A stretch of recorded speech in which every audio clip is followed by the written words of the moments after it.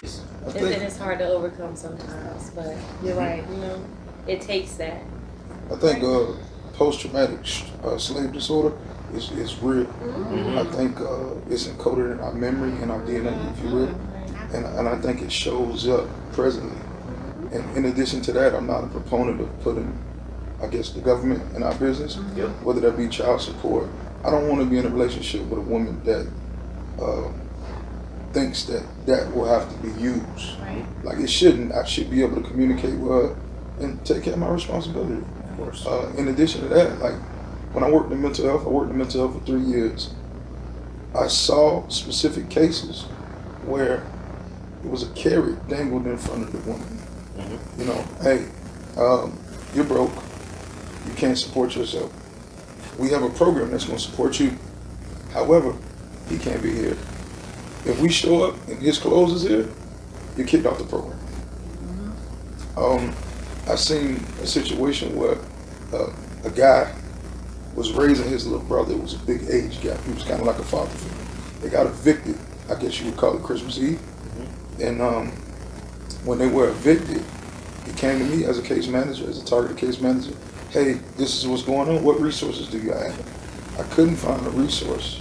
Every resource door I knocked on said, he's a man. Can't help. 211. We don't have anything for him. You know, so every program was for women and children, and that's our issue is systemic. You know, the divide that's being driven between the man and the woman is systemic. It's by design, literally. So that is a phenomenal point. Definitely. So as we're talking about, the family dynamics and the single parent home, according to the US Census, 61.3% of African American minors live in a single parent home. Historically, how has the epidemic affected the relationship between the black man and the black woman? You have no example. And when she says 61.3%, that's unmarried.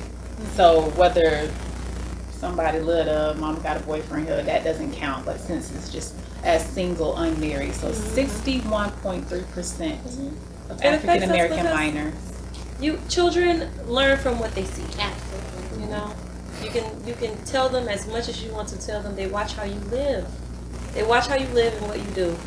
And if so much and so many of our people in our community are not having an example at home of a loving example of a man loving a woman and a woman loving a man, it's difficult to embody what you have never seen. All because you never had the tools and you weren't taught. So now you got to figure it out. You got to figure it out, and On your own. to figure it out is real painful. It Because is. what we go through in them relationships, and then afterwards you're like, "Ooh, I'm glad I went through to get what I got." But did I really have to go through all that? But I feel like sometimes those experiences they're a combination of, we have painful experience where we try to love temporary people, push temporary people into a lifelong situation, like hold on to people that we're not supposed to be holding on to. And to your point about observation it's not saying that you should just have a man in the home because you need to have a 2-parent household, because the whole point is children learn from observing. So you could say, do what I say as I do, many times you want to, but back to what I said about being raised by a single mom, is she talked about the importance of a black man in a home. I mean, she talked about that, about how to love him, how to care for your husband. She did all that, but I saw her literally doing everything. So by me observing her, paying all the bills, working 2 and 3 jobs, fixing stuff around the house, cleaning, cooking, taking care of the kids, that's what I feel like I'm supposed to do here. And so when you get a man, it's like, well, what he supposed to do? If you fixing everything, you cooking, cleaning, you paying all the bills, like you doing everything, the man comes along, like, what is he supposed to do? And I think a lot of people observe those behaviors and start doing it and don't even realize it. They don't even realize that they've adopted this as a part of who they are. So, They don't know how to let people love them. That too. That's another thing. That's a whole nother thing. But what I had to do was I basically had to recondition myself, because we are all conditioned We talk about how black people are conditioned to be certain ways, or white people we all conditioned to be living in America. We've all been conditioned since slavery on how to act. And you don't truly know who you are, in my opinion, is until you recondition yourself. You basically strip yourself of everything. You start that healing process, and then you start to determine and start to figure out who I am. And that goes back to what we said earlier, that comes through solitude. So I don't know how you expect to connect with someone else in a relationship, and you are still operating on this slave mentality, this mindset that we've been given for so long. And then society pushes it and it changes it and makes it look real colorful. Like, depending on what couple we shine a light on this week, everybody want to say gold. Ain't nobody in my relationship gold. I'm sorry, I ain't seen one yet. Well, because you don't know what's happening behind closed No, doors. you don't. That No, you don't. has been Let's going stop envying on people for that you don't know. years. I remember, a couple of years ago, and when I started finding out like what some people have to do to get married and to keep that marriage, I was like, I'm not jealous of myself. You Like, can have you it. keep that because you truly do not know what's going on behind closed doors until you start asking questions. Like, my grandparents were married for 25 years, and I thought they had this great marriage. They helped raise me, and I lived in a single parent home that I moved in with them, and I'm like, oh, this is like the model relationship. And then my grandmother filed for divorce. I was mad at her. I'm like, you're breaking up our family, and all these different things. Just so upset with her. Yeah. It wasn't until I got older and she realized I could understand and our relationship changed. She was like, well, your grandfather would say, every year he didn't love me. And I was like, girl, why would you say it? Like, why would you say? Now I'm mad at you. You on the other side because now. you She should have reminded you. You don't want to tell me. but because I didn't know. Like, if you don't know what someone is going through to keep that marriage, then when you find out, it's like, girl, I wish I would have known. I'd have been like, you need to leave him ASAP. Because it's real, that part is really important in knowing what people have to do to stay married. Because the getting married, that's the easy part. But what are you having to do to stay married? Internal work is self-work. Please, let me tell y'all something, everybody listening. You get married, that's real easy. First of all, you gotta find out if you're supposed to be marrying this person or not. Yes. Everybody yeah, say God send you, find you, wife, you find your thing. But did God send her? Did God send him? Yes. We can That's make the whole mistakes. nother- People be out here lying on God. But the most important thing You gotta stop is lying on God. the way to have a successful marriage is to do the work in yourself. Yeah. What you got going on, and stop having all these expectations that this person's supposed to meet all your needs. Woo. Like, if I depend on you to make me happy, and you have a bad day and you can't make me happy that day, then what I'm supposed to do? Girl. Like, no. Mm-mm. All a man or a woman's supposed to do is supposed to add to what all your greatness that you have. Yeah, Add you're more not responsible greatness. for that. Yeah, you're not responsible for how the other person's supposed to be feeling. Like, that is too much responsibility. Like, I hear people say, oh, he my everything, she my everything. Ain't nobody my everything. Like, I love God you is my and you contribute Right, to me and I exactly. contribute to you, and we have this happy, loving relationship, but you are not my everything. Like, Because people that's like impossible. I'm not gonna give you that much responsibility. They don't That's want too to much be pressure. accountable for their own damn happiness. It's too much pressure. One thing that gets me is, I always laugh at this. When people have these lists of, I want my partner to be this, and they have this, and they don't even meet their own list. Right. How Be could what you you not want. meet your Be what list, you but want. this is the expectation that you have of someone else? You want them to have a car, but you don't have one. You want them to own their own home, but you don't own yours. You want them to be financially stable, but you broke. That's it. I think that's entitlement. Yeah. It That's is. entitlement. And I think for me, it's real basic, right? I'm 34 years old. I don't have any kids. That's by design. That's on purpose. Now, I love kids. I got a bunch of nieces and nephews. But for me, I it's real simplistic. It takes me and another woman to procreate, right? It's basic. So why wouldn't it take me and another woman to raise that result, that procreation, a child? That's something that I take serious. So in terms of not fitting into that statistic that you read, that's huge for me. That's huge for me. So I just think we just need to be real about it, and realize that, they may have these programs to aid you along the way on the surface level, but in the long run, you're going to raise a bastardized, child, or, and not saying that a child in a single parent household can't make it. Absolutely they can. Tons of people have. Yeah. But, you know, it's like a one-arm boxer. Yeah. If you're a one-arm boxer, you at a disadvantage. You'll get You know? skilled with that one arm, You but you will. still got a disadvantage. It will. There's gonna be a real issue when you're fighting somebody with two. Yeah. And that's the thing about it. Yeah. You touched on it earlier, like those individuals we're touching who happen to have their own complete planes, like you don't realize the damage that you're causing when you don't have yourself put together because you're forcing this on this other person, and it's really hard keeping yourself afloat when you're also holding someone else together, and like you can be pulling someone else off their path. They may be the perfect person for someone else, and you're simply holding them back just because you're like struggling along with this relationship. It's like you got to be really honest with yourself. It's like, hey, I need to be alone for a while. So, question with that, because that's our next question, but before that, so I got a question. Do any of you have an opinion about if it's important or if it's not important or if it's significant or not significant of the black man and black woman together as a couple? Like, is that something that you regard as being important, or and if it is, why is it so important? It is important. I think it's important. It's important to me. I feel like in order for us as our community, when I say us, I mean the collective us, like black people, in order for us to heal past some of the traumas that we've been experiencing since slavery, I feel like there has to be a reconnection of the black man and the black woman.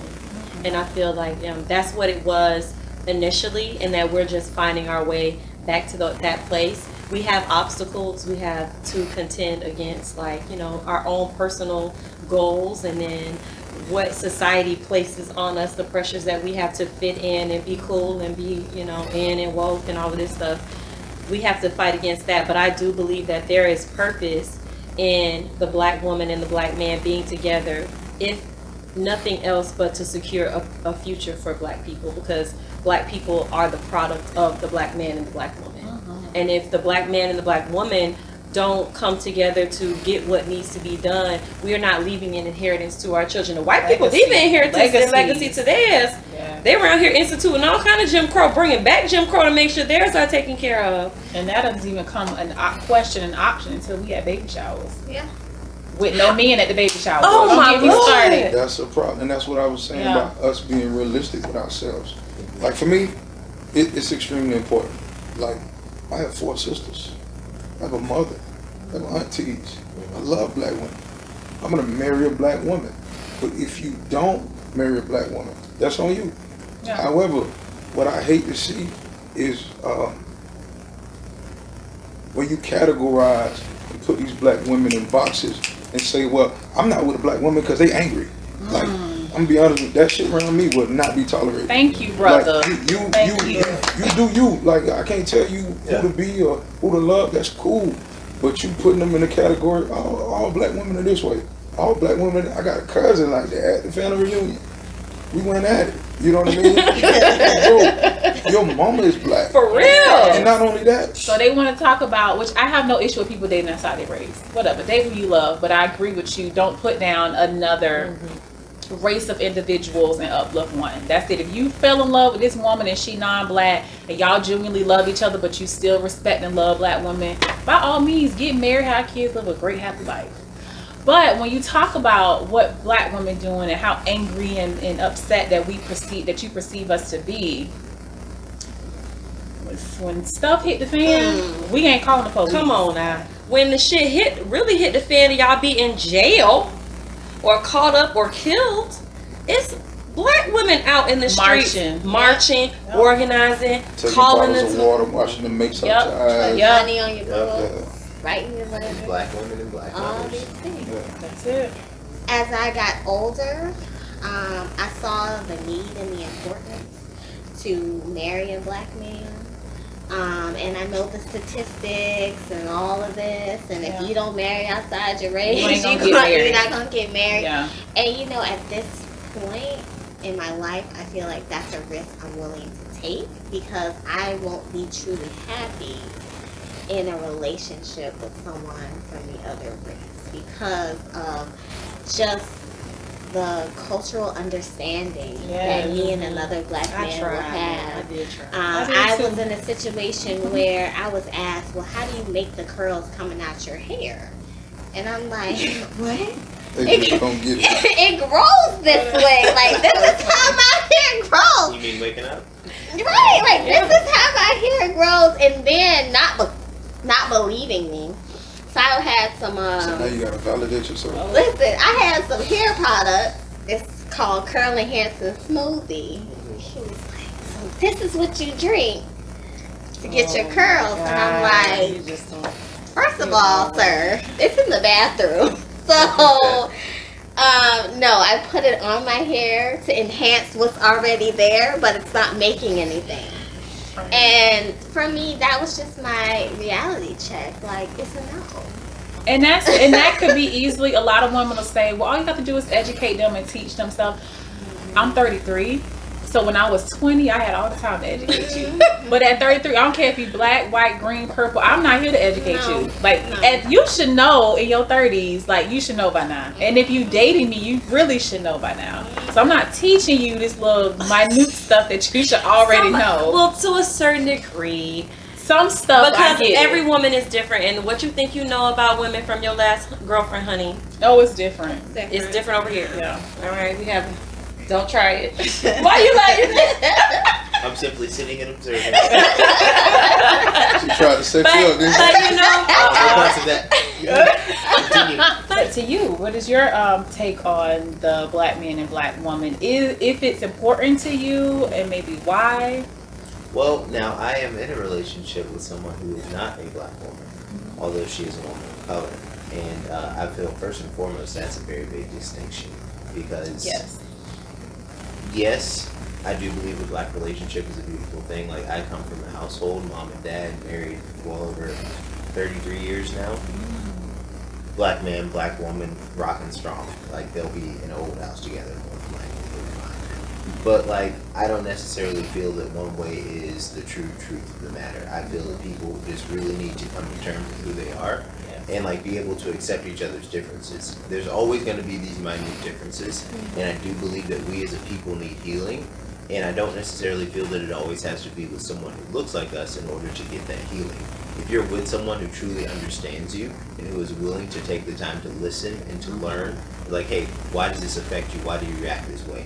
Oh, because this happened to your people. Wow, okay, that's, okay, yeah. I've had some women of other races stand up harder for me than I have myself over, like, some minute things, and they're like, Lawrence, you shouldn't deal with that. I'm like, yeah, it's not that big of a deal. I've dealt with it all my life. They're like, no, you shouldn't deal with this because of what you told me. And I'm like, I really appreciate it. Like, go you. Like, yeah, you were listening. Go you. So, like, it's really important that, like, people, like, find love wherever it's coming from, but it needs to come from a whole and wholesome place. And, like, that's the most important thing. You have to have someone who's willing to listen. And I actually had a conversation with a young man, and he's married to a woman, and she's not a woman of color, and they have some young sons together. I think they have 2 or 3. And we're having a discussion about how does he teach them our history as a black man, and we were just talking about, like, you know, how we've been treated as a people, the things we've gone through. He's like, well, how do we have that discussion? How do we teach them? I'm like, what do you mean, how do we teach them? You teach them, you tell them. And he's like, well, like, I don't really know how to, because, like, you know, my wife doesn't really understand. I'm like, well, you should have taught her. Like, if that's your partner, if that's a person you want to truly spend the rest of your life with, they need to know you. And they need to know why you react certain ways in certain situations, or you feel a certain way about a certain thing. Like, yeah, if I get pulled over by the cops, yeah, one, I'm a little pissed off, and two, I'm a little nervous. Every time. right. Every time. Why? Because they kill people that look like me. And they don't go to jail. So, like, yeah, no. And I feel like a certain way about guns. Like, yeah, no, I feel that way about them. Why? Because people get, like, they get shot. And, like, I don't like that. Right. And I don't feel it's right. And, like, yeah, you have to be with someone who's willing to listen and understand. And that doesn't always have to be with someone who looks like you. But it's vitally important that we don't lose who we are as a people. Right. So it's vitally important, especially if you're going to have these relationships. And you do produce children that aren't of a particular race. Like, you have to inform them and teach them about both sides. Right. Like, and that's the part that we can't just, like, blur over. We can't just be like, oh, well, everything's hunky-dory now. Mom's white, dad's black, or dad's white, mom's black. Like, yeah, nah, man. No, you need to have a conversation. Like, okay, this is why dad feels this way about this thing. This is why mom feels that way about it. We come from different worlds. This is our history. And like too often in this country, since we've all been institutionalized by America, we whitewash things across the board around this country. And it's not just the Caucasians, it's not just us, it's not just the other races sprinkled in there. We all whitewash, and that's terrifying, and it's a problem. And we need to stop it. Yes, And we and also- I agree with what you're saying. If there is two people together that are not of the same race, it's important for one, like you said, a child to be very knowledgeable on both sides of who they are. I am a huge advocate for that because you have all these babies out here that are mixed and they don't know anything about their heritage on either side. And then when they're younger, some of them have a hard time finding out who they are. Yep. And so that's a whole nother issue, a conversation that we could have about people of different ethnicities and not really understanding who they are. I don't really know if I'm on this side, I'm on that side. Do I hang with this one? Do I hang with that one? It's a struggle for them to develop their own identity. The other part is, it's good if you're dating someone that's not of the same race as you to educate them, but I am a huge believer that you should educate yourself. And you feel like there are some things that I'm doing that you don't understand. Yes, I can have a conversation with you and I'm okay with that, but I'm not going to be your history book. You can get on YouTube, you can Google, you can find out what happened to understand where I'm coming from, and then we can have that conversation. But I don't ever want anyone of non-African descent to look to me to be their history book. No, that's And I don't, right, and I don't feel like that's fair. Like I said, I can have a conversation all day. Yeah, we can talk about things, but don't come to me like, oh, explain this, oh, explain that, or what about this? What happened with this? Like, I've learned things because I've searched for it. It wasn't taught in school. We all know what was taught in school was a bunch of bull crap. Oh yeah. But I had to go and read books and Google and search and watch documentaries and stuff like that. So if I have to educate myself about my history and my heritage, then you will have to do it too. Yeah. And I think that everything, and I agree with everything that you're saying, but I think sometimes we should also be mindful not to overshadow or like play down some of the racial things that occur in relationships, because I know two people who have, they thought they had that in a partner outside of their race, and it ended up not being that, and it ended up being very toxic. When tempers start flying and words start being exchanged, and you are outside of, you're using racial things, and now you have children with this person, and it's not easy for you to get out of the situation. Well, sometimes you feel like you have found that in a person of the opposite race, but then you have all of these other things that you don't know about. So you have to be very mindful and intentional about having those conversations, because you need to get to the root of it and make sure you know who you're marrying. Right. I think those things show up though.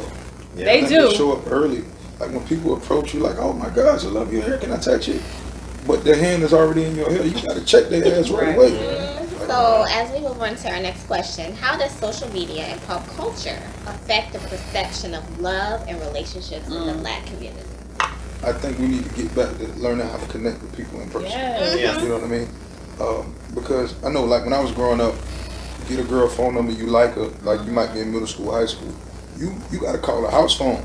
So that means her father might pick up, and you be like, Rushing man, through that. You gotta get I hope her dad don't pick up. I hope, her dad pick. Who is this? Right. Nothing ain't gonna answer. You know what I'm Yeah. saying? Mom ain't mad. What you Don't want act with like her? y'all ain't hang up the phone when he picked Heck it up. yeah. Why I gotta Stop being so scary. Hey, Am I scared? I'm just saying. This might be slightly off topic, but do guys even call and talk anymore? I do. You do? Like that's because like I don't like text message because I feel it's a lack of inflection. So like with me and my lady, like we don't necessarily call, but we FaceTime. Like we make sure like I want to see your face. If we have an argument, we can do this through text message. Call me, FaceTime Right. me so I can see your face. Right. It's real. What's Because up? like don't be doing that inflection. Keep that same 'Cause energy. you that same energy. No, explain it. Use words. Explain it. Yeah. Let me see your All that face when shit you you say was it. talking to that text message. No, that's what you mad about. Yeah. Really? Think about this. Are you really mad though? And like sometimes it's on me. It's like, yo, you seem mad. It's like, yo, I'm not mad. I'm just doing something. Or like, Right. yeah, I'm just preoccupied. But if you're looking at my face, it's a lot easier to be like, you know what? I see how you're feeling about this. Right. Oh, okay. Something else is going on. You're not even mad about this. You're mad about something else. Yeah, I'm not. What's Because happening? you cannot tell tone in a text message. No. You cannot. And sometimes the Or tone, intent. And I'm real straightforward, That's so true. it'll come across sometimes I didn't even real mean blunt. that. And I'm like, well, I didn't mean it that way, but I just was trying to get my point out. I'm not going to send you a paragraph. Why are your feelings hurt? Why are you mad now? what I Because I mean. just said what you asked. Right. I answered your question. Internal Too much things. ambiguity in texting. Right. And I just But I think do love it's texting. cute, like when you're just dating someone. I'm old fashioned, so just talking on the phone, you know, and Falling that asleep. excitement, yeah, like it's that's cute to me. Like, I mean, yes, we're much older now, so we gonna fall asleep much earlier and stuff. But it's cute to know, like, oh, you fighting sleep to talk to me, and I'm fighting sleep to talk to you. Like, I think that's cute. Yeah. And because like we are in this world, everything is so serious. I mean, everything is so serious. And those little small, cute little things to me are just they're the little things that you think about when you are having that argument. It's like, oh, you know, like not saying the argument that's gonna change, but those are the type of things that help build the relationship. And you know, I think as a kid, that's why when you broke up with your little person, you were so devastated. Like, I stayed up all Because these you're hours addicted trying now. to talk to you, Yes. and all these things, and you know, you just gonna throw that out the window. But it's like, why can't we do that as adults? Of course, we're not gonna do it as often, but why can't we have just good conversation? Okay. I enjoy good conversation, but I do love good texting too. I like both. Because I am very witty and charming, and I love like language, and I love like, you know, getting my little wit on in a little text message, and then I like getting messages too. I like both because my days are real like hectic. Paige is the same way. Like we do like 5 things a day. So by the time I get home, so if you text me throughout the day, that's like perfect for me. I can't talk until like 10 o'clock at night, 11 o'clock at night, and I'm available to talk. But then by then I'm tired, so yeah. And I get my best. I will right? make it a priority to have a conversation. That's how you know it's real. So if anybody watching and you trying to date me, this is how you know it's real. If I say I'm busy all the time, that means I really don't like you. But if I actually take time out of my crazy busy schedule to talk to you, we gonna just let her do it. then that means that you might be worth it. So I'm facts. Well, I enjoyed this. I just want to say, just be aware now. Somebody might text you the whole word "good morning," and if you text back "GR" for Grand Rise, you might be driving. You know, don't fly off the handle. Don't send me no You didn't want to text me? You gotta act like they gotta do everything.